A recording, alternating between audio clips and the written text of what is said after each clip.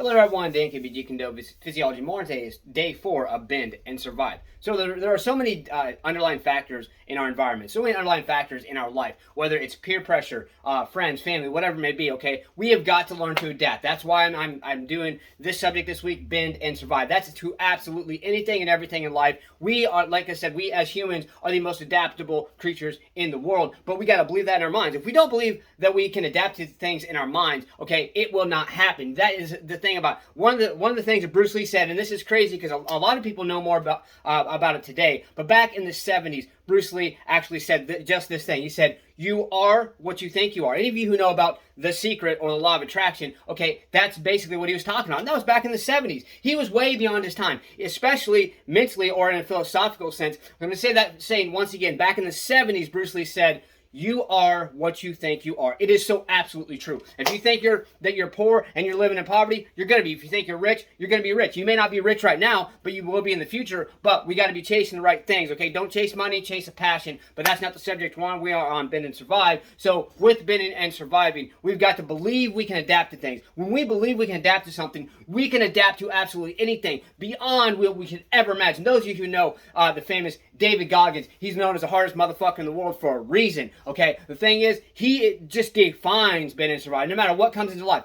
One thing that he does is he actually prepares his mind ahead of time, the night before, saying, you know, well, what if this happened? Well, I understand a lot of people don't live off what ifs. I don't really live off what ifs, but in a certain perspective of what ifs, such as, okay, what if I can pull this off? Just like Goggins said, what if I can pull this off? What if I can adapt to this? What if I can push past this? That perspective, yes, definitely. I strongly recommend you get in that mindset. Okay, not, oh, what if this bad thing happens, or what if that bad thing? No, don't think of it in a negative aspect. Think of it in a positive way. What if I can pull this off? What if I can adapt this? What if I can accomplish this goal and dream? Like me, I have a lot of things. I'm 40, but I have a lot of things that I'm pursuing. And some people are like, oh, you know what? You're too old. It's too late in your life. Fuck that shit. I ain't believing that shit. Okay? So I want all of you to believe in yourselves to bend and survive, that you can adapt to absolutely anything and everything in this world. And it will happen to you. I guarantee it. I will guarantee it. I am living proof. Okay?